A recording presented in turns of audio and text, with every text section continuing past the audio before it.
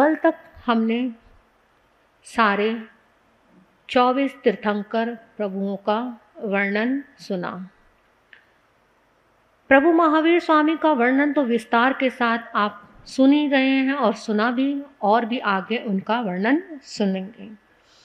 और बाकी सब तीर्थंकरों का शॉर्ट वर्णन आपने सुना कि इसी प्रकार सभी का जन्म होता है, सभी आत्माएं इसी प्रकार केवल ज्ञान और निर्वाण को प्राप्त कर मोक्ष को प्राप्त करती हैं। अब हमारे गंधर्व प्रभुओं के बारे में आगे वर्णन आता है कि गंधर्व प्रभु महावीर स्वामी के 9 गंधर्व हुए जो आपने सुना था।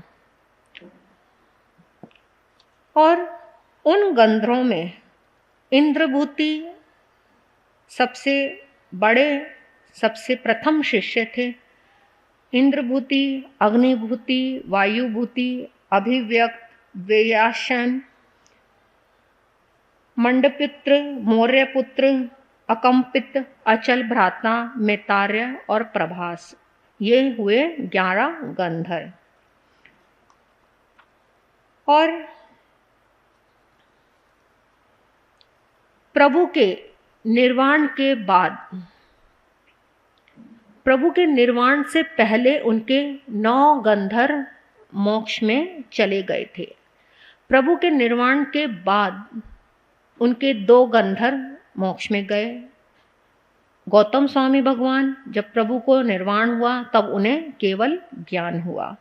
और आचार्य सुधर्मा स्वामी वो भी बाद में मोक्ष में गए। उनके प्रभु के पाठ पर आचार्य सुधर्मा स्वामी विराजमान हुए। बड़े गौतम स्वामी थे, लेकिन उनको केवल ज्ञान हो गया था। जैसे ही प्रभु को निर्वाण हुआ, गौतम स्वामी को केवल ज्ञान हो गया। तो जो केवल ज्ञानी होता है वो सब कुछ देख और जान सकता है, वो सब कुछ अपनी आँखों से सब कुछ देख रहा होता है। तो इसीलिए उनको पाठ पर बिठाया नहीं जा सकता, क्योंकि अगर वो पाठ पर बैठेंगे तो वो क्या कहेंगे कि मैंने ये देखा और मैं बता रहा हूँ। तो वो प्रभु की वाणी को नहीं बता सकते, वो ये नहीं कह सकते कि प्रभु ने ऐसा बताया। इसीलिए गौतम स्वामी केवल ज्ञानी हो गए थे, वो पाठ पर विराजे नहीं। आचार्य सुधर्मा स्वामी पाठ पर विराजे प्रभु के, और उन्होंने फिर प्रभु की वाणी को ही आगे फैलाया कि प्रभु ने ये फरमाया। आचार्य सुधर्मा स्वामी के 2 शिष्य हुए, जम्बू स्वामी और स्वयंभव स्वामी। आचार्य सुधर्मा स्वामी के बाद उस पर पाठ पर विराजमान होने वाले जम्बू स्वामी के बाद आर्य प्रभव स्वामी के बाद स्वयंभव स्वामी के बाद यशोभद्र स्वामी, ये आगे पाठ पर विराजे। और यशोभद्र जी के 2 शिष्य हुए, संभूति विजय जी और आर्य भद्रबाहु जी। अब आर्य संभूति विजय और स्थूली भद्र उनके शिष्य हुए जो के चरम केवली बने। प्रभव स्वामी, स्वयंभव स्वामी, यशोभद्र स्वामी, संभूत विजय स्वामी और स्थूल भद्र स्वामी, ये 6 श्रुत केवली हुए। और स्थूल भद्र ये 2 स्थविर हुए। इनके आगे इनके 2 शिष्य हुए, महागिरी और आर्य सुहस्ती। आर्य सुहस्ती के 2 शिष्य हुए, सुस्थित और सुप्रतिबद्ध। और इस प्रकार ये इनके शिष्य आगे आगे इन सबके बहुत सारे शिष्य गण हुए, गच्छ हुए। इनके आगे आगे गच्छ निकले, फिर आगे शाखाएं निकली, बहुत सारे गण और शाखाएं, आगे बहुत सारे नाम आते हैं। इन सबके नाम बहुत सारे विस्तार में हैं, इतना हमारे पास समय भी नहीं है। सारे इनके गच्छ को, सारे इनके शाखाओं को हम यहीं से वंदन नमन करते हैं उनके चरणों में, उन महापुरुषों को। और आगे फिर उसके बाद हमारी ये गंध्रावली खत्म होने के बाद उन सभी महापुरुषों को हम नमन वंदन करते हैं। आगे आती है पयुष्ण की समाचारी। तेनंग कालेनंग तेनंग समनेनंग समने भगवान महावीरे वासानंग सवाई साराय मासे वैकंते वासा वासंग पज्जो सवे से कट्ठेनंग भंते एवं बुच्चै समने भगवान महावीरे वासानंग सवे सई राय मासे वैकंते वासा वासंग पज्जो सवेई। भगवान महावीर स्वामी जो कौन सी जगह थे? वर्षा काल के 1 महीने व्यतीत होने पर, 20 दिन व्यतीत होने पर, आषाढ़ शुक्ला पूर्णिमा के दिन 50 दिन बीतने के बाद जब शुक्ल पंचमी आती है, उसमें पर्युषण पर्व मनाते हैं। अब उन्होंने बोला कि ये पर्युषण पर्व 50 दिन के बाद ही क्यों मनाए जाते हैं, क्यों मनाते हैं हम ये पर्युषण पर्व 50 दिन के बाद? चातुर्मास से पहले साधु साध्वी विचरण कर रहे होते हैं, तो विचरण करते करते इन दिनों में क्या हो जाती है? बरसात शुरू हो जाती है। जब बरसात शुरू होती है तो बहुत बरसात के कारण क्या हो जाती है? जगह जगह पानी खड़ा होता है, निगोद आ जाती है, अनेक प्रकार के जीव जंतु सब उत्पन्न हो जाते हैं। अब इतने जीव जंतु उत्पन्न हो जाते हैं तो आहार पानी लाना भी दुष्कर हो जाता है। कितनी कितनी बार तो ऐसा समय आता है कि बरसात लगातार बरसती रहती है और आहार पानी जाने को भी समय नहीं मिल पाता। तो उस समय में जब चौथा आरा चल रहा था, तो उस समय में जो ज़्यादातर जो मकान थे कच्चे होते थे, ज़्यादातर जो मकान कच्चे होते थे, उन मकानों को लीपा जाता था। कोई चूने से, कोई मिट्टी से, कोई गोबर से, इस तरीके से लीपते थे।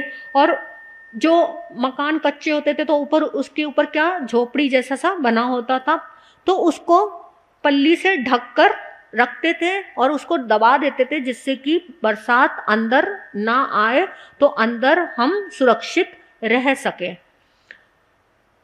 और जब अंदर बरसात नहीं आएगी, सुरक्षित रहेंगे, तो फिर जीव जंतु भी उत्पन्न नहीं होंगे। जहाँ जहाँ पानी गिरेगा वहीं ज़्यादा जीव उत्पन्न होंगे। तो इसीलिए उन दिनों में ऐसा होता था। और जो किसी के पक्के मकान होते थे उनको भी वो और फर्श बना के बिल्कुल पक्का कर लेते थे जिससे कि उस पर भी निगोद आदि ना हो।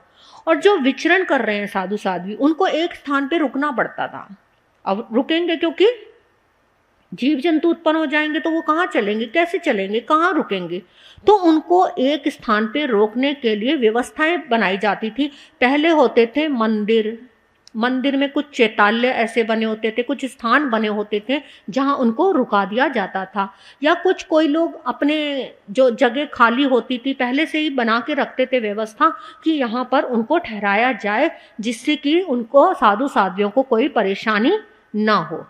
तो इस प्रकार साधु साध्वी वहां रहते थे। उनके निमित्त नहीं बना के रखते थे जिससे कि उनको दोष लगे, ऐसा भी नहीं करते थे। पहले से ही अपने घर को पक्का करके रखते थे।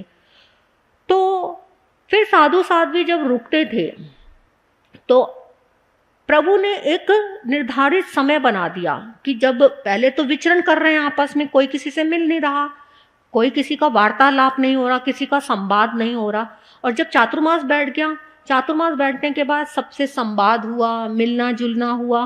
तो आपस से जब मिलना जुलना हुआ तो कोई ना कोई संवाद ऐसा भी हो सकता है किसी के दिल को ठेस पहुंची हो, किसी को अच्छा लगा हो, किसी को बुरा लगा हो। तो प्रभु ने वो एक समय निर्धारित किया कि वो देखा उन्होंने ये शुक्ल, ये पक्ष बहुत एकदम अच्छा है, उच्च स्थान पे चढ़ा हुआ है। तो ये 50 दिन जो बीते, तो इसमें आज के दिन संवत्सरी वाले दिन, मतलब कल जो हमारी संवत्सरी का दिन होगा, इस दिन सब इकट्ठे होकर एक दूसरे से अपने दिल से क्षमा याचना करेंगे। किसी का किसी से कोई वैर विरोध है, किसी से कोई लेन देन, कुछ भी, किसी का कोई मन मुटाव हुआ है, तो इस दिन सब आपस में एक दूसरे से क्षमा मांग लें। तो ये प्रभु ने निर्धारित समय किया। तो इस तरह से ये 50वें दिन संवत्सरी मनाने का ये व्यवस्था शुरू की गई। अब जब ये तो हुआ कि हमारी समश्री क्यों मनाई जाती है, पर्युषण मतलब ये पर्युषण क्यों मनाए जाते हैं और क्यों चातुर्मास बिठाया। चातुर्मास बिठाया इस कारण से क्योंकि जीव जंतु बहुत उत्पन्न हो जाते हैं इन दिनों में, और फिर 50 दिन बाद ही समश्री मनाई गई कि आपस में एक दूसरे से जो वैर विरोध हैं वो सब खत्म हो जाए। अब इन दिनों में बहुत सारे साधु साध्वी, क्योंकि आहार पानी लाना थोड़ा मुश्किल हो जाता है, बरसात आदि होती है तो सब तपस्या आदि में लग जाते हैं। कोई विगे का त्याग करता है, विगे यानी घी, दूध, मक्खन, दही, ये विगे होते हैं।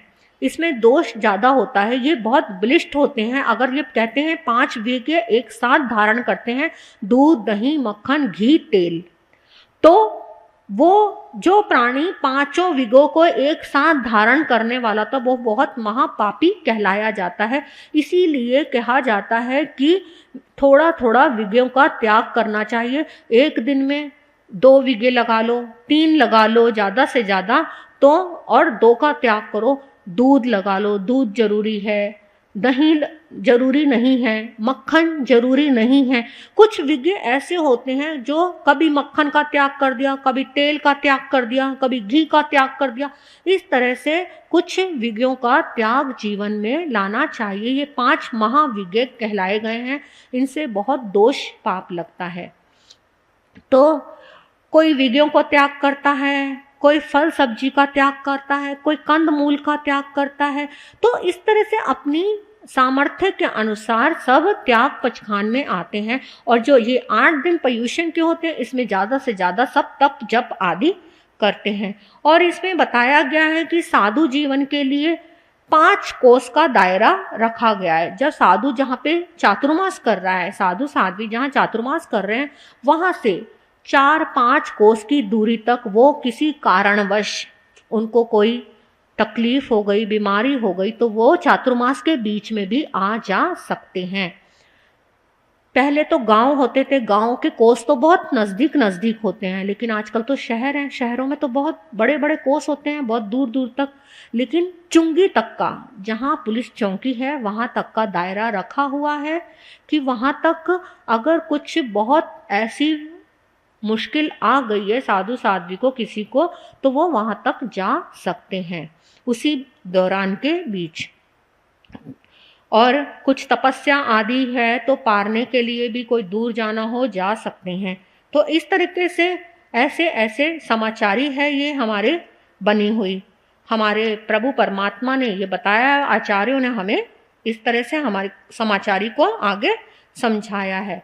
तो ऐसे त्याग तपस्या करके सबने अपने जीवन को पर्युषण में ढाला, फिर आगे आगे बढ़ता गया। श्रावक श्राविकाएं सब ऐसे ही तपस्याओं में आगे बढ़ते रहे। तो इस तरह से हमारे ये त्याग तपस्या से भरा हुआ ये हमारा कल्प शास्त्र हमें प्रेरणा दे रहा है कि कैसे तुम अपने जीवन को आगे तप जप साधना में बढ़ाओ और लेके आओ। तेनंग कालेनंग तेनंग समनेनंग समने भगवान महावीर राय जी है नगरे गुणशीलिए चाहिए बहुनंग समनानंग बहुनंग समनीनंग बहुनंग साव्यानंग बहुनंग साव्यानंग बहुनंग देवानंग बहुनंग देविनंग मध्य गए चेव ए माइखय एवं भाषय एवं पन्नवे एवं परुवे पज्जो सवना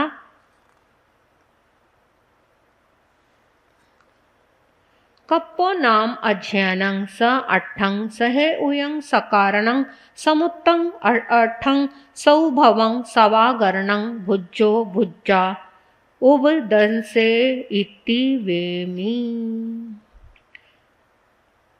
उस समय चौथे आरे के अंत में भगवान महावीर स्वामी राजगृही नगर में समोशरण उनका लगा हुआ था। उसमें गुणशील उद्यान में प्रभु ने साधु साध्वियाँ श्रावक श्राविकाएं देव देवियाँ त्रियंश त्रियंशनी सब वहाँ पर समोशरण में विराजमान थे।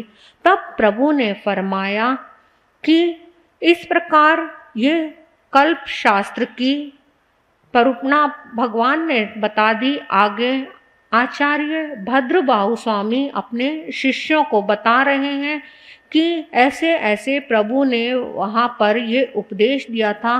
प्रभु ने बताया इस कल्प शास्त्र में 10 कल्पों का विस्तार से प्रभु ने उत्तर दिया, बताया कि एक एक कल्प कैसे हमारे जीवन में उतरता है, हमें कैसे अपने कल्पों की परूपणा करनी चाहिए। ये कल्प शास्त्र का अध्ययन आप सब ने सुना। इसमें त्याग, तपस्या, तीर्थंकरों का, महापुरुषों का गुणानुवाद, हमारे 24 के 24 तीर्थंकर और जितने भी गंधर्व आदि स्थविर हुए हैं, और ये इसमें जितनी भी समाचारी, पटावली, जो भी सब हमें बताया, उसके बारे में हमने सुना। प्रभु की वाणी को मैंने दोहराने की थोड़ी प्रेरणा गुरुओं से निर्धारित की और आपके आगे सुनाने के लिए मैं तत्पर हुई। तो इस आगम को सुनाते, कहते, बोलते, विचारते, सुनाते हुए कोई भी मुझसे पाप दोष लगा हो तो उसके लिए मैं बार बार मिच्छामि दुक्कडम करती हूँ, बार बार मिच्छामि दुक्कडम करती हूँ, बार बार मिच्छामि दुक्कडम करती हूँ। शास्त्र को पढ़ते, सुनते, बोलते, चितारते हुए कोई भी अविनय अशात ना हुई हो, उसके लिए आग में दिव्य पनत्ते तंजहा सुत्तागमे अथागमे तदुव्यागमे ए हवाशी ज्ञान के विषय जे कोई अतिचार लगा हो ते मैं आलाऊं जम बाईदम बच्चा मेलियम हीन अक्रम अचक्रम पैहिनंग विनयहिनंग जोगिनंग घोषिनंग सुठ्ठू दिनंग दुठ्ठू परीक्षंग अकाले को सज्जाओ काले न को सज्जाओ असज्जायम सज्जायम सज्जायम न असज्जायम भंता गुंता विचारता ज्ञानी ज्ञानवंत की अविनय अशातना हुई हो जो मैं आगम अय्यार कौतस्मिच्छामि दुक्कडम, जो मैं आगम अय्यार कौतस्मिच्छामि दुक्कडम, जो मैं आगम अय्यार कौतस्मिच्छामि दुक्कडम। सभी महापुरुषों को वंदन नमन करती हूँ और प्रभु की महिमा का गान करते हुए आगे आपको कहना चाहूँगी कि प्रभु ने कैसे अपने पद को पाया, कैसे वो तीर्थंकर बने। कल तक हमने सुना था, क्या सुना था? हमने कल तक वासुदेव, त्रिपृष्ठ वासुदेव के बारे में सुना कि कैसे कैसे उनकी यात्रा चल रही है। 19वां भव सुना था हमने त्रिपृष्ठ वासुदेव का। अब उसी आत्मा ने, त्रिपृष्ठ वासुदेव की जो आत्मा ने, उसने क्या किया? बहुत क्रूर कर्म किया, जिसके कारण वो आत्मा कहाँ गई? नरक में। तो वो 20वां भव जो हुआ वो नरक में आत्मा गई। उसके बाद वो वहाँ से निकल के 21वां भव हुआ त्रियंच के रूप में, शेर के रूप में। और फिर वो आत्मा अपना काल पूरा करके 22वें भव में कहाँ आती है? वो आत्मा एक राजा के घर में, एक राजा के घर में जन्म लेती है वो, और बिमला रानी के घर गर्भ में वो आत्मा आई। इधर बिमला रानी के गर्भ में जब वो आत्मा आई तो विमला रानी तो एकदम विचलित हो गई। वो बहुत धार्मिक महिला थी, बहुत धर्म ध्यान संस्कारों वाली महिला, लेकिन जैसे ही गर्भ उत्पन्न हुआ तो एकदम विचलित हो गई, एकदम सारे विचार पलट गए। रानी सोचने लगी, ऐसा कैसा जीव मेरे गर्भ में आया है जो मेरे विचार ही उथल पुथल हो गए। मेरा मानस पता नहीं कैसा, क्या विचार आ रहे हैं मेरे मन में, क्या क्या भावनाएं उठ रही हैं। राजा को बताया। राजा ने कहा कि निमित्तज्ञों को बुला लेते हैं, जो स्वप्न पाठक होते हैं, जो बताते हैं कि कैसा जीव गर्भ में आया है। उनको बताया, बुलाया, और उन्होंने कहा कि कोई सताया हुआ जीव, कोई बहुत ही दुखियारी जीव ऐसा इस बिमला रानी के गर्भ में आया है। तो उनसे पूछा गया, आचार्यों से पूछा गया कि इसका कुछ हल बताइए, उस जीव को कैसे उसके संस्कारों को बदला जा सके। तो उन्होंने बताया कि रानी अपना आचार विचार सब बदल दे, खान पीन सब बदल दे। तो खाने में बिल्कुल सादा, खाना खाए, मिर्च मसाले तला ब्रिष्ट भोजन आदि न करे, वो सादा भोजन करें और ध्यान साधना करें, अपने मन में एकदम प्रभु को ध्यान में रखें और शास्त्र स्तोत्र आदि का अध्ययन करें, जिससे कि वो आत्मा बदलती जाए, उसके विचार बदलते जाएं। अब रानी ने वही किया। इसी प्रकार अपने आप को धर्म ध्यान साधना संयम में लगा लिया, अपने सारा खान पीन सब कुछ बदल दिया। और एक वक्त ऐसा आया कि उस माँ ने एक पुत्र को जन्म दिया।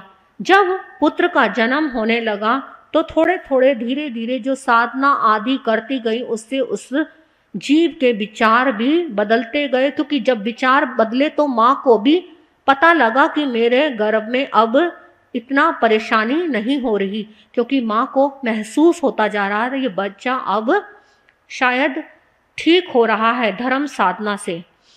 और जब बच्चे का जन्म हुआ तो उन्होंने उसका नाम बिमल रखा। बिमल, मल से रहित, मतलब सारे दोषों से रहित विमल। अब ऐसे ही बच्चा बड़ा हुआ। धीरे धीरे जब बच्चा बड़ा हुआ, एक दिन वो बच्चा घुड़सवारी करके कहीं जा रहा था। रास्ते में देखा एक बहुत बड़ा जाल बिछा हुआ, उसमें बहुत सारे पशु पक्षी आदि फंसे पड़े हैं। तब उन्होंने देखा, एकदम अपने घोड़े से उतरा और धीरे से थोड़ा सा जाल को काटा और एक कबूतर को आजाद किया। कबूतर आजाद हुआ, एकदम फड़फड़ाता हुआ। बहुत देर से वो पक्षी तड़फ रहे थे उस जाल में। तो वो जो कबूतर जब आजाद हुआ, एकदम कभी उसके कंधे पे बैठ रहा, कभी ऐसे, मतलब खुश हो गया, क्योंकि किसी भी जीव को, किसी भी इंसान को जब आज़ादी मिलती है तो वो खुश हो जाता है। तो ऐसे ही वो कबूतर कलहल करने लगा, खुश हो गया। तो उसकी खुशी को उस बिमल ने, उस राजकुमार ने महसूस किया, तो वो बहुत ही आनंदित हुआ। उसने धीरे धीरे सारे पक्षियों को, सबको, सारे जीवों को आजाद कर दिया। अब सारे पशु पक्षी उसके ऊपर आ के बैठ के खुश हो रहे हैं, एकदम कोई डर नहीं रहा उससे, क्योंकि उनको पता चल गया ये हमें अभय देने वाला है, इसने तो हमें आजाद किया है। और जब उसने आजाद हो गए सारे पक्षी, उसकी भी, राजकुमार की भी खुशी का ठिकाना ना रहा। और वो आकर उसने ये बात अपनी माँ को बताई कि ऐसे ऐसे रास्ते में जाल बिछा हुआ था, सारे पक्षी फंसे हुए थे, मैंने उनको आजाद किया और वो पक्षी मेरे ऊपर आकर बैठकर कौतूहल करने लगे। और ऐसे में तो माँ ने जब उस बिमल की खुशी को पढ़ा, देखा कि इसके अंदर जो एक अलग ही खुशी है, इसके भाव कुछ अलग ही हैं, तो माँ ने कहा आज मेरी साधना सफल हो गई। जैसा मैं चाहती थी वैसा आज इस बच्चे ने अपना जीवन बना लिया। वो आत्मा कहाँ से विचरण करती करती आ रही थी, वो आत्मा का भाव हमें ऋषभदेव भगवान के समोशरण से, मरीचि नैसार के भव से पता चल रहा था। मरीचि के भव में उसने दीक्षा भी ली, लेकिन फिर भी जीवन को सुधार नहीं पाया।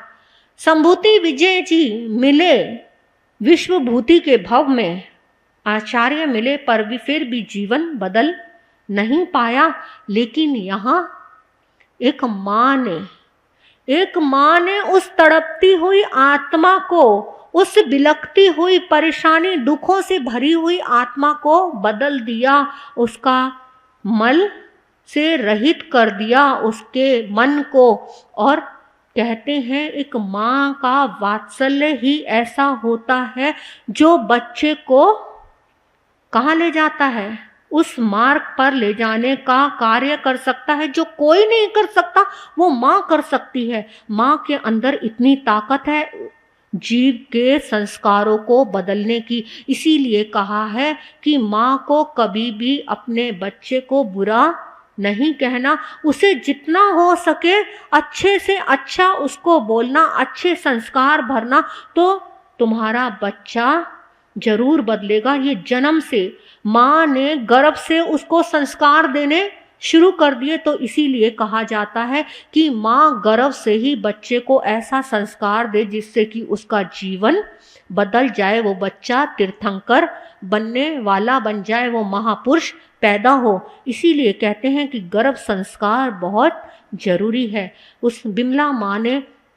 उस बच्चे की आत्मा को बदल दिया। अब वो बच्चा अपने जीवन को बहुत सुंदर ढंग से जीवन यापन करता हुआ, बहुत अच्छे से अपने भवों को बिताता हुआ, और फिर किस में आती है वो चेतना, वो अपना जन्म पूरा करता है, अगला भव मिलता है, राजा के घर में ही जन्म होता है, प्रिय मित्र चक्रवर्ती के रूप में। अभी तक आपने सुना था कि महावीर की जो चेतना है वो जन्म ले रही थी, एक भव मनुष्य का, एक भव देवता का, मनुष्य का, देवता का, मनुष्य का, देवता का, फिर नरक में भी गई, त्रियंश में भी गई, लेकिन मनुष्य से मनुष्य नहीं बनी वो आत्मा। लेकिन इस भव में जो विमल के बाद मनुष्य से ही मनुष्य बनी, प्रिय मित्र चक्रवर्ती। धनंजय राजा के घर में जन्म हुआ, धारणी रानी माता बनी, और पुत्र का जन्म हुआ, पुत्र का नाम रखा प्रिय मित्र।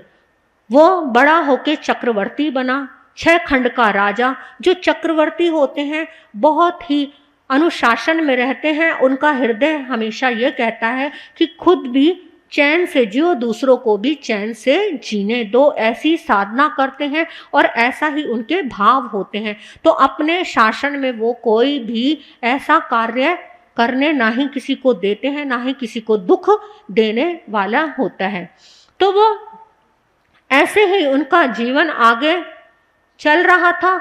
एक दिन उन्होंने सोचा कि मेरी नगरी में मुझे देखना है कि कोई दुखी तो नहीं है, और वो अपनी नगरी का मायना करने लगे वेश बदल के। उन्होंने वेश बदला, कोई और ग्रामीण का ही रूप बनाया और अपनी नगरी को देखने लगे। तो देखते जा रहे हैं सब और खुशहाली है। एक जगह उनको बहुत ही दुर्गंध आई, बदबू आई, तो कहने लगे यहाँ क्या है, बहुत दुर्गंध आ रही है।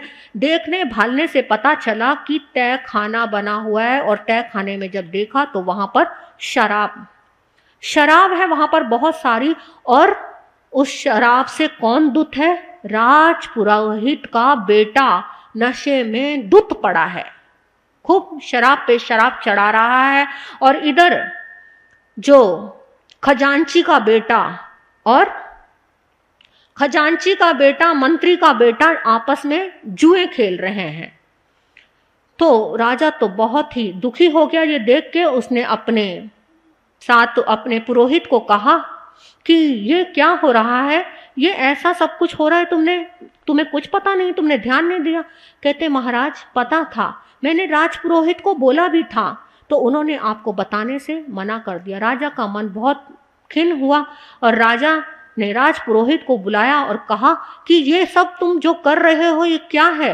कहते वो एकदम अकड़ के बोला राजपुरोहित, महाराज हम किसी पर अनुशासन नहीं लगा सकते, सबकी अपनी इच्छा है, जिसका जो मन करेगा वो करेगा।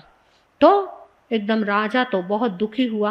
कहते हैं जो वो राजपुरोहित था वो महावीर के भव में आकर वो ही गोशालक बना था। वो जो राजपुरोहित इस भव में था, चक्रवर्ती के भव में जो वो गोशालक बना था आगे चलकर। और ये जो प्रिय मित्र की चेतना थी वो भगवान महावीर बनी आगे चलकर। तो उसको कहा, तब जब उसने अकड़ के जवाब दे दिया तो राजा का मन बहुत खिन्न हुआ। राजा ने मुनिवर को कहा, आचार्यों के पास गए और उनसे पूछा कि मैं अपने नगर को सुखी कैसे कर सकता हूँ जो यहाँ पर ऐसा हो रहा है। तो उन्होंने बताया कि अगर अपने नगर को सुखी करना चाहते हो तो तुम्हें धर्म, ध्यान, तपस्या से ही उसको सुखी किया जा सकता है। तुम सत्ता के साथ, जोर जबरदस्ती के साथ किसी के साथ कुछ नहीं कर सकते। अब उनका मन संसार से विरक्त हो गया और उन्होंने साधु जीवन अंगीकार कर लिया। साधना की, बहुत सारी साधना करके अपने जीवन का प्राणांत हुआ। देवलोक में गए। अब देवलोक में चले गए, वहां से वो आत्मा फिर वापस आई मनुष्य के भव में। देवलोक में जाने वाली कौन सा, ये जो आपने प्रिय मित्र चक्रवर्ती का भाव सुना, ये कौन सा भाव हुआ? ये हुआ 24वां। नहीं, 23वां भाव, क्योंकि विमल के बाद विमल का भाव 22वां और उसके तुरंत बाद प्रिय मित्र चक्रवर्ती का भाव हुआ ये 23वां। उसके बाद वो आत्मा गई देवलोक में, वो 24वां भाव। अब फिर वो आत्मा देवलोक से वापिस आई राजा के घर में। राजा के घर में जन्म लिया जित शत्रु राजा, उनकी रानी भद्रा, उनके गर्भ में पुत्र ने जन्म लिया, पुत्र आया, नाम रखा नंदन।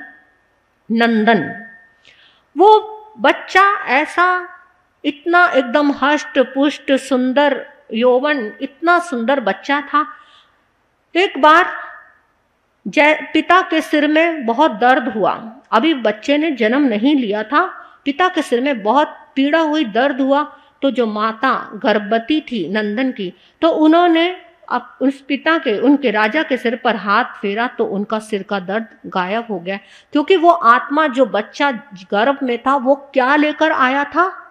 सबके दुखों को दूर करने के लिए यही भाव लेकर वो बच्चा गर्भ में आया था। अब बच्चे का जन्म हो गया, उसने अपने मन में ठान लिया था कि मैं किसी को भी दुखी नहीं देखूंगा, मेरी नगरी में कोई भी दुखी नहीं होगा। अब वो राजा बना, उसने क्या सब अपनी नगरी में कहलवा दिया कि मेरी नगरी में कभी भी कोई दुख नहीं होगा, अगर कोई दुखी होगा तो पहले मुझे आके बताया जाए, उसका जब तक दुख दूर नहीं कर दूंगा मैं भोजन ग्रहण नहीं करूंगा। एक दिन एक ग्रामीण का बच्चा बहुत बीमार हो गया, इतना बीमार हो गया, इतना बीमार हो गया कि वो ठीक होने में ही नहीं आ रहा।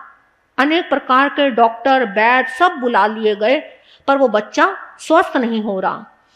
अब जब बच्चा स्वस्थ ही नहीं हुआ तो हर प्रकार से सब जगह राजा ने अपने दूत भेज दिए, जैसे मर्जी जिधर मर्जी जाओ और इस बच्चे को ठीक करने का उपाय ढूंढ कर लाओ। अब दूत एक बार एक मुनि के आश्रम में पहुंच गए और मुनियों को कहा उन्होंने कि ऐसे ऐसे एक बच्चा बहुत बीमार है, राजा ने ठाना हुआ है कि जब तक बच्चा ठीक नहीं होगा मैं कुछ भी अन्न जल ग्रहण नहीं करूंगा। उन्होंने ध्यान लगाया, साधना की और कहा तुम अपने स्थान पर जाओ। और उन्होंने इधर से साधना और सब कुछ किया उधर से बच्चे के लिए, और इधर जब वो दूध आए वापस तो वो बच्चा स्वस्थ हो गया। अब वो बच्चा स्वस्थ हो गया, राजा ने अन्न जल ग्रहण किया।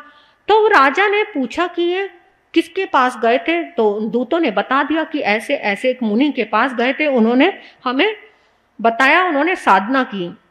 अब राजन उस मुनि के पास पहुंचा, उनसे पूछा कि कैसे आपने साधना की, ऐसी साधना मुझे भी बताइए कि मैं भी सबका कल्याण करना चाहता हूँ, मैं भी सबके दुखों को दूर करना चाहता हूँ। तो मुनि महाराज ने उनको बताया कि दुनिया के दुख को दूर करना चाहते हो तो अपने आप को तपाओ, तुम तप जप साधना करो तो तुम सारी दुनिया के दुखों को दूर कर सकते हो। तीर्थंकर बनो, महापुरुष बनो तो सारी दुनिया का दुख दूर हो जाएगा। मरीचि के भव में लिया था संकल्प, लेकिन वो संकल्प बीच में टूट गया। अब यहाँ पर द्वारा से साधना शुरू हो गई। उन्होंने मुनि दीक्षा धारण कर ली, वो नंदन मुनि बन गए और मुनि बनकर इतनी साधना की, इतनी तपस्या की, उन्होंने 11,60,000 मास खमन तप किया। कितने? 11,60,000 मास खमन किए। इतनी उग्र तपस्या की, इतनी उग्र तपस्या की और तीर्थंकर पद को पाने के जो 20 कारणों में से एक कारण अपनाया अपने जीवन में, तप का। तो उन्होंने इतना तप धारण किया अपने जीवन में, इतना तप धारण किया, और वो आत्मा अपने तप त्याग से, संयम से, साधना से मुक्त होकर वो आत्मा गई देवलोक में। 26वां भव मिला देवलोकों का। 25वां भव नंदन मुनि के भव में उन्होंने नंदन बने और साधना की, तीर्थंकर पद को प्राप्त किया। तीर्थंकर बोलों में, तीर्थंकर बनने के 20 बोलों में से एक बोल को जीवन में उतारा, जिसके कारण तीर्थंकर बनने की साधना को उन्होंने जीवन में धारण कर लिया और वो आत्मा गई देवलोक में 26वें भव में, और 26वें भव को पूरा करके वो 27वां भव किसका हुआ? प्रभु महावीर का। फिर इस तरह से वो आत्मा 27 भवों को पार करती हुई वो 27वां भव प्रभु महावीर का मिला, जिसमें उन्होंने अपने सारे कर्मों को खपाया।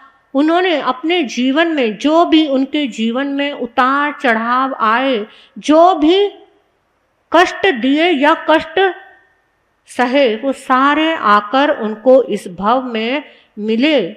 महावीर की चेतना में कितने चंड कौशिक का कष्ट आया, बेंत्री का कष्ट आया, हाँ, ग्रामीणों का कष्ट आया, और अनार्य देश में इतने लोगों का कष्ट आया। सारे कष्टों को सहते सहते प्रभु ने क्या किया? केवल ज्ञान, केवल दर्शन को पाकर सिद्ध बुद्ध मुक्त हो गए। तो ऐसे हमारे प्रभु महावीर तीर्थंकर बन गए। तो ऐसी है तीर्थंकर बनने की यात्रा, ऐसी उन्होंने यात्रा की। इन यात्राओं को आपने सुना, अपने भी जीवन में कोई एक कुछ तो अपने जीवन में भी धारण करना। उनकी यात्राओं से जो आपने सुना, उनके सारे भव सुने, जीवन में अपने भी ऐसे ही कुछ ना कुछ करुणा, मैत्री, दया भाव दूसरों के प्रति लाना। जो दूसरों के लिए दया भाव करते हैं वो ऊपर जरूर उठते हैं। ऐसा हमारा जीवन बने। एक बार एक बादशाह उन्होंने चाहा था कि मैं बहुत सुंदर महल बनवाऊं, जो ऐसा महल बनवाऊं जिसको जो भी देखे वो देखता ही रह जाए, उसको कभी भी उसको धूमिल ना किया जा सके। तो ऐसे 2 मिस्त्रियों को बुलाया, तैयार कर दिए 2 मिस्त्री, एक हीरा और एक हाशिद। ऐसे 2 मिस्त्री आए। उन्होंने बहुत एकदम ऐसे कलाकार मिस्त्री थे, वो जैसा बना दे तो वैसा कोई बना नहीं सकता। उन्होंने नींवें भरी। नींव भरने के बाद राजा को बहुत जल्दी काम पूरा करवाना था। उन्होंने कहा था बहुत जल्दी किला खड़ा कर दो। तो लेकिन नींव भरने के बाद वो दोनों मिस्त्री गायब हो गए। वो मिस्त्री ऐसे गायब हुए, राजा ने हर प्रकार से ढूंढवा लिया, वो मिस्त्री कहीं पर भी नहीं मिले। हर जगह राजा को इतना गुस्सा आया, उनके लिए उन्होंने सजा भी सुना दी कि कहीं पर भी दिखे उनको मरवा दो। अब वो मिस्त्री तो गायब हो गए। साल बीत गया, राजा बहुत परेशान है क्योंकि काम बीच में ही रुक गया। अब 1 साल के बाद उनका दरबार लगा हुआ था कि 2 नकाबपोश व्यक्ति आकर खड़े हो गए और एकदम नकाब ढका हुआ है और कांप रहे हैं, थर-थर कांपते जा रहे हैं। तो उन्होंने बोला, राजा ने, अरे तुम कांप क्यों रहे हो, क्या हुआ? तो हाथ जोड़ के बोलने लगे कि राजन पहले खता माफ हो तो बताएंगे, आप हमें सजा नहीं देंगे तभी हम बताएंगे। हाँ नहीं, मैं कोई सजा नहीं मिलेगी, तुम्हें बताओ। तो उन्होंने अपना नकाब हटाया। तो कौन थे वो 2 वही मिस्त्री थे, हीरा और हाशिद। राजा ने कहा, अरे मैंने तो तुम्हें ढूंढवाने के लिए कहाँ क्या क्या कर डाला और तुम कहाँ चले गए? कहते हम दिल्ली से भागकर काबुल चले गए थे क्योंकि हमें डर था कि आप हमें मरवा ना दें। क्यों, तुमने बीच में? हाँ राजन, हम नींव भरने के बाद चले गए थे। हम इसलिए चले गए थे कि राजन, क्योंकि ये जब नींव भरी थी उसके बाद सर्दी, गर्मी, बरसात आदि सब प्रकार का मौसम आना था, और जब ये मौसम आता तो नींवें बैठती और सुकड़ती, इसमें सब कुछ होना था। अगर हम उसी वक्त दीवार खड़ी कर देते तो वो दीवारें गिर सकती थी, कुछ उनका हलन चलन हो सकता था, और आपको तो जल्दी लगी हुई थी, आप ये बात सुनते नहीं, इसलिए हम दिल्ली से ही गायब हो गए थे। और फिर उन्होंने, अब राजन, अब इसको हम बनाना शुरू करेंगे, अब इसमें हर प्रकार का मौसम गुजर चुका, अब इसको कुछ भी बिगड़ने वाला इसका नहीं है, अब इस पे हर प्रकार की दीवार कैसी भी खड़ी की जा सकती है। तब वो खड़ी हुई दीवार, तो वो क्या बना? लाल किला खड़ा हुआ दिल्ली का। तो जब वो इतना मजबूत है, आज तक भी उस किले का मुकाबला नहीं है। तो जिस प्रकार वो किला खड़ा हुआ, वो मजबूत हुआ, इसी प्रकार हमारे प्रभु महावीर की चेतना हर प्रकार से तपी गई। कैसे कैसी योनियों में भटकी, मनुष्य भी बनी, देव भी बनी, नरक में भी गई, त्रियंश योनि भी उन्होंने देख ली। चारों प्रकार की योनियों में विचरण करती हुई वो आत्मा जब वो हर प्रकार से ढल गई, सिकुड़ गई, सब कुछ हो गया, तो वो आत्मा महावीर बनने के पथ पर आ गई, वो बने तीर्थंकर। तो इस प्रकार हमारे प्रभु महावीर जो उन्होंने अपने जीवन को आगे बढ़ाया, तो हम भी अपने अंदर कुछ प्रेरणा लेके आए, हम भी अपने जीवन को ऐसे ही आगे बढ़ाएं।